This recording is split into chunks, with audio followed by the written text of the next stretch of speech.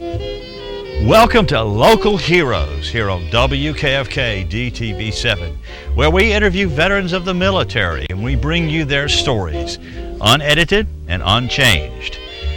So don't go away. We'll be right back with a very interesting story from one of our local veterans. Welcome to another edition of Local Heroes. Tonight, we're interviewing Miss Virgie Davis from Pascagoula, Mississippi. Miss Davis was a WWII in World War II. Miss Davis, welcome to Local Heroes. We're so glad you're here. Well, thank you. I'm glad that you invited me. Could you tell us where you enlisted in the WWII and why? Well, I enlisted in Pascagoula, and I just felt like that during the war that I needed to do something. And me just sitting, I was working at the courthouse when the war started. And so I just made up my mind I was going to join, and there was two other ladies that wanted to go with me, so I said, well, all three of us could join at the same time, so we did, and we all joined the WWII. Speaking of the war starting, can you remember where you were in Pascagoula, Mississippi on December the 7th, 1941, and how you heard about what happened at Pearl Harbor?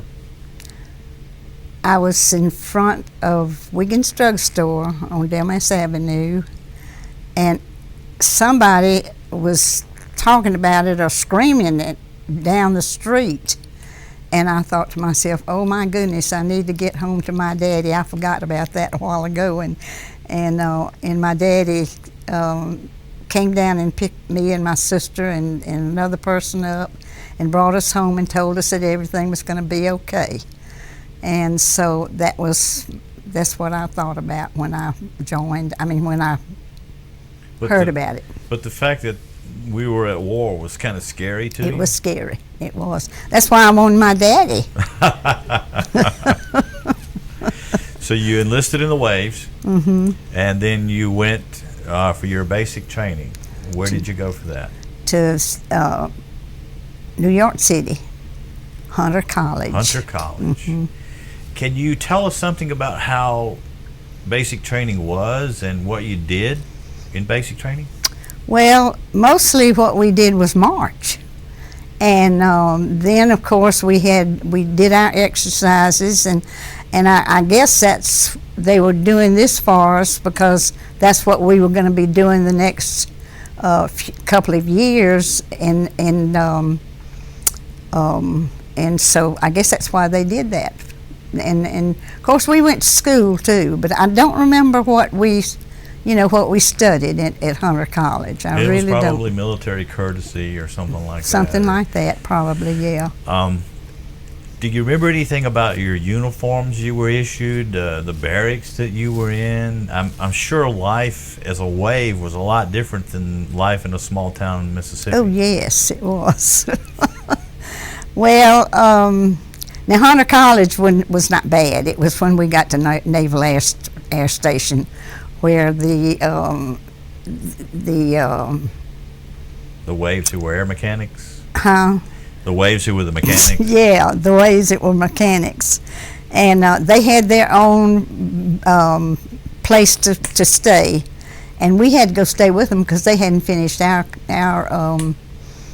dorm yet. And but every night they'd come in, some of them would be drunk and all that kind of stuff, and we weren't used to all of that kind of stuff because we were from South Mississippi, and we didn't ever do anything like that as young as we were. So anyway. Well, speaking of age, how old were you when you enlisted in the WWII? I was 20. 20 years old. Mm-hmm. Mm-hmm. And you'd never really had you ever been into any big cities or out of Mississippi a whole lot before you left and went to Hunter College in New York? Well, I used to go to New Orleans a lot. We used to go to the parades over in New Orleans when I was a child. But as far as long distance trips away from the small town Pascagoula in Mississippi, you didn't make it. So this was all new. Oh, yeah. Yes, it was. It sure was. Did you ever get the feeling like what have I done? Why did I do this? Well, not really. I mean, I just felt like that it was something that I needed to do, and I needed to try to help my country, and I've always been a patriotic person, and it just burns me up when I see people messing with our flag and stuff like that, you know, and so I thought to myself, I'm going to join the Waves. And then these two friends of mine said they wanted to join with me, so we all got together, and that's how that happened. Well, World War II is probably the most patriotic time in this nation's history. It's a time when women like yourself went and joined the military, and WAVES, the word WAVES stands for Women Accepted for Volunteer Emergency Service. Mm-hmm. Which says that after the war, the Navy really didn't plan on keeping the Waves, but they really did keep women in the military, which was something that was different. But y'all actually got out and got into the workforce. World War II enabled y'all to do that and to serve your country and to be patriotic. I think everybody in the country wanted to do their part, whether it was working in a shipyard or making Red Cross bandages or serving in the Waves or the WWII or the Women's Marines, or just everybody had that feeling, and you were one of them. Yeah, I guess I was, and I had always admired the Waves. I guess you could say that their uniforms more so than anything. You liked the pretty Wave uniform. Yeah. But anyway, no, I just, I don't know, and of course I had to get the permission of my dad, because I was his baby, and I wouldn't do anything to hurt him, and so he told me it was okay if I joined, and so that's what I did, and like I said, those other two girls joined with me, and I was given up in Cedar Falls, up in Hunter College. I was given a test. We all were given a test to see if we were qualified to do anything else besides, just being there. And so I qualified for the secretarial school, which was in Cedar Falls, Iowa, where the snow is. And so after Hunter College and you taking the test, you qualified to be in the secretarial school. Then they transfer you to Cedar Falls, Iowa. And you get there and it's in the snow. It was snow, yes. And being from the small town South Mississippi, that was something you didn't see much. No, never. So describe to me how did you want to get out and play in the snow? Oh yeah, yes I did, and I did it too. I put my little old uniform on that I exercised in.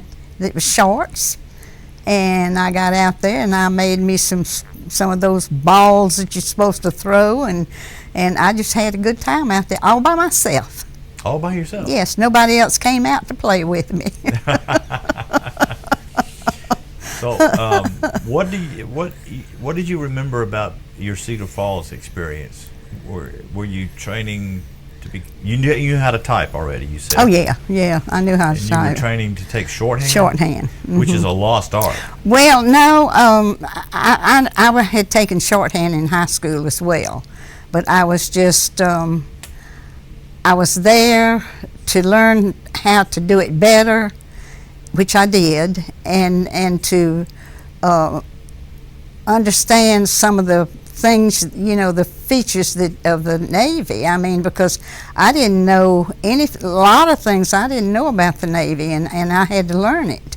And so I learned a lot out there at Cedar Falls, different things that they did in the Navy and stuff like that, but I don't know, I just did what I thought I needed to do. To serve your country. Yeah, serve my country. Well, Miss Davis, we're going to have to take a short break, but we'll be back with more right after this. So don't go away. Welcome back to Local Heroes. We're continuing our interesting conversation with Miss Virgie Davis. She was a Wave in World War II. Miss Davis, welcome back to Local Heroes. Well, thank you. I appreciate this. We want to go back to where you were in Cedar Falls and you were learning to be a secretary, learning the Navy way as far as shorthand goes and those kinds of things. And after you completed that training, which was about 2 months, you said, you became a yeoman first class. And then you were given a choice of assignments, and one of them was Pensacola, Florida, which is pretty close to your hometown of Pascagoula, Mississippi. Absolutely. And that's where you wanted to go. Why did you want to go to Pensacola? Because I was homesick. You were homesick, and you were your daddy's baby. Yeah. And you wanted the opportunity to see your family again. That's right. Did that happen? Did they give you any kind of leave? Nope. No. Nope. So they sent you straight Straight to Pensacola because that wasn't available. Nope. They sent me to Norfolk Naval Air Station. Norfolk Naval Air Station in Norfolk, Virginia. Now you're way up on the East Coast, and you're far from home again. Oh, yeah. And you're homesick. And you're living a different lifestyle, aren't you? Absolutely. Absolutely. You're living in a barracks again. You're not having to worry about the Airedales anymore, are you? Could you tell us about what everyday life was like once you got to Norfolk, and how did you get to Norfolk? Was it on a train? Was it on a plane? It was on a train. On a train. Yeah. Yes, it was. Most of the travel in those days was train. That's right. And, well, when we got there, we were supposed to have a barracks of our own, the people that worked in the offices. And we didn't have it. It wasn't ready yet. And so we had to go in with all of the people that worked on the airplanes. Again? Women. At Norfolk? Oh, okay. Yeah. And so... they were a little different. Yes, they were. Something a Southern girl wasn't used to. That's right. But you finally got your own barracks? Yeah. Yeah, they finished our barracks, and so we got our own. How much, what was your barracks like? I mean, did you have like a bunk and a locker or something that you... Yeah, and it was just like you see on TV, you know, old movies and Did you stuff. have inspections or anything that you Yeah. had? Yeah, we had inspections, sure did. They'd come in and inspect and make sure that we had everything in order, and but I don't even know how many times a month they did that, but probably every week. I'm not sure, but So even though you were a yeoman and you're in the waves, which is a branch of the Navy, you still were living the military life, where you got up in the morning. What time did you get up in the morning? oh, probably about 6 o'clock. And then you had time to get ready, and of course you didn't have your own separate bathroom. You didn't have your No. own. Those were all the military style, the Yeah. military way, and there were a lot of women running around trying to get ready. Half of them naked. And then you had to did you have an inspection or a formation every morning? Not really. Outside we did. Outside. After we got all of our clothes on and got everything ready to go, we'd go outside. You had a formation, and then you went to what's called chow. Yeah, and we marched to chow. You marched to chow. How was the chow, the food? Was it different than what you were Oh, used to? absolutely. Yes, it was. It was a lot different. I can't even remember now, but I know it wasn't as good as my mama's, so. Well, nothing's ever as good as mama's cooking, I can tell you that. So you became the secretary to a vice admiral. Do you remember what type of guy he was? Was he nice to you? Oh, yeah. Yes, he was very nice. He certainly was. He knew I was scared to death. That's one of the things. And of course, I was. Because, I mean, I was in an environment that I'd never been in before. And I really was. I was scared. And but he would, you know, he'd be real nice and tell me everything was going to be all right. And, and it was. So I didn't have to worry about anything. So. Well, tell us what your job was. What were you doing every day when you went to work? Taking shorthand and typing and filing and stuff like that. Everything you do when you've got a regular secretarial job. But you were doing it for a vice admiral. Yep. I'm sure it was a little different than regular secretarial work. You had to be a secretary, but you also had to be in the military. Oh yeah. Which meant you had to have your uniform squared away, and you had to remember your Navy regulations. And did you have a? Of course, you went to chow at lunch, and then you came back, and then you worked. And what time of the day did you get off work and be able to go back to your barracks? I think it was between 4 and 5. Between 4 and 5. And you went to chow, and then you went back to the barracks. And then what did you do when you got to the barracks at night? Did you write letters home? Wrote my letters to different people, and we'd play cards or do something like that, and played bridge. And that's when I played bridge. I don't play it anymore. But it was okay, and of course we'd have to go be in bed by a certain time, and so we'd get our showers and get our clothes on to go to bed, and we'd be ready to go to bed when they did that horn or whatever it was they did. And then next morning we'd get up and do the same thing the next day. So that was it. We're going to have to take another short break here, Miss Davis, but we'll be right back with more Local Heroes, so don't go away. Welcome back to Local Heroes. We're continuing our conversation with Virgie Davis from Pascagoula, Mississippi. Miss Davis was a WWII in World War II. She was a yeoman first class, and she was at Norfolk Naval Air Station.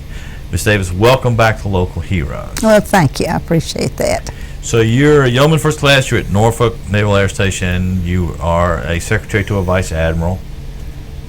The lifestyle you're leading is a little bit different than what you're used to. You're homesick. You want to get home. But you're still proud of what you're doing for your country. Oh, absolutely. And your life, every day you went to work, you went to chow, you went back, you occupied your time, and you wrote letters, and you sent them back to your family. Were you receiving mail when you were at Norfolk? Oh, yeah. From your family? Were they keeping you informed as to what was going on in your hometown? Oh, absolutely. And you were telling them what you were doing every Oh, day? yeah. I couldn't tell them too much. They wouldn't let me. Well, you can't release any military secrets, that's for sure. Yeah. So you do this, and then one day you find out, or somehow you find out, the war's over. Can you tell me where you were and what you were doing when you heard that the war was over? I was at the Naval Air Station.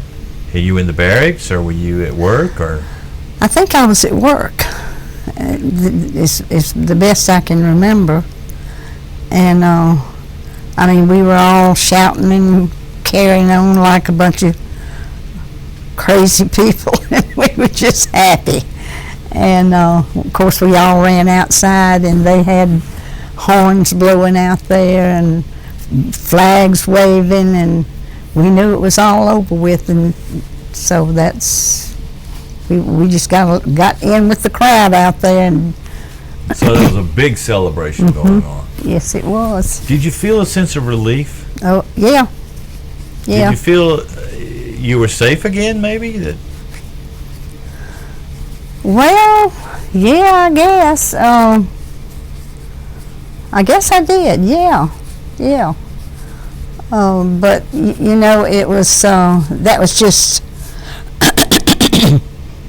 anyway, yeah.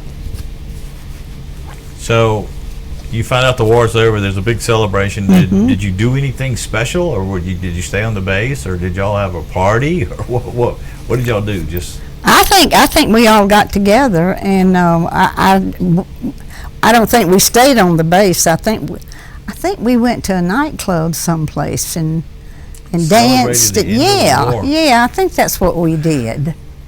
Yeah, and had a good time because it's over. Yeah. And we were part of it. So yeah, the worst war in the history at that time was over, and you didn't have to worry about it anymore. That's true. Now, how long were you in the Navy after the end of the war before you were discharged from the Navy? Well, I had to stay in until I had enough points to get out. And so I think probably I had to stay another 4 months, something like that, 3 or 4 months. And then I had enough points to get out. No, they were releasing people on what's called a points system. And that had a lot to do with how long you were in and the job you were doing and all that kind of thing. And you had to build those up, and then when you got enough points, you found out, okay, I'm getting discharged. Were you happy about that? Oh, yeah. Yes, I was. And were you discharged at Norfolk, or did they send you someplace else? No, they sent me to Washington, D.C., and I was discharged from from one of the offices in Washington. I don't even remember where, but we had to go up there and be discharged. There must have been about 10 or 15 of us that had to go up there. And so you traveled from Norfolk, Virginia to Washington, D.C. We went by bus, I guess. You went through. You did all the paperwork. I think the Navy brought us up there. You did all the paperwork. You signed your name on a lot of forms. Oh, yeah. You got discharged from the Navy. You didn't have any civilian clothes, though, did you? Nope, I wore my uniform home, and I was proud to do it. So tell us about coming home. You got on the train. Did you tell your parents you were coming home? Yes, I did. I couldn't come home and not let my mom and daddy know about it. And so, yes, I did. I let them know, and when we got to Pascagoula, there was still people, just celebrating. And when we got up, when the train got there, well, they were all out there waiting for us to get off the train, and we were all happy. So I was going to ask you how it felt to be home. Wonderful. You were happy to be home. It was wonderful to be home. But how did you feel about what you had done? Oh, I felt good about it. I really did. I sure did. I felt like that I had done my part anyway, and not much, but just a little bit, So. Well, I think you told me that one of the officers told you that you had replaced 2 men. So the women that went and did their part in World War II replaced men so they could go fight. Yeah. So you freed 2 men to go fight for our country. That's what they told me. Sure did. I thought, well, how can little old me, of course I was little back then, replace 2 men, but I guess I did. Well, we've come to the end of the show, Miss Davis, so we're going to have to wrap this up. But maybe we'll talk to you again. Okay. Thank you for watching this edition of Local Heroes. We'll see you again next time for another interesting show, so join us then. Thank you for watching this edition of Local Heroes here on WKFK DTV7, where each week we bring you a story about a veteran, unedited, unchanged, and in their own words. So join me again next week here on WKFK DTV7, or visit our website at WKFK.com for archive shows about local heroes.